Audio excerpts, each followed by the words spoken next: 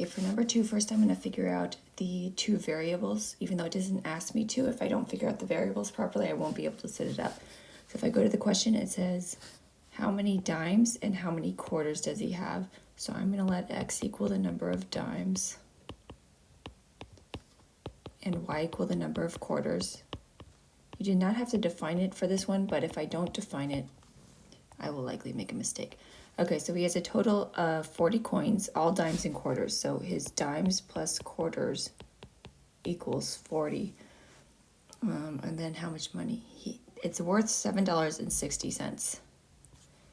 So each dime, how much is a dime worth? A dime is worth 0.10, and a quarter is worth 0.25, and it adds up to $7.60. And then I would solve it from there. If you would prefer to write your equation in cents, you could have also made it 10 cents per dime plus 25 cents per quarter adds up to 760 cents, and that's an equivalent equation.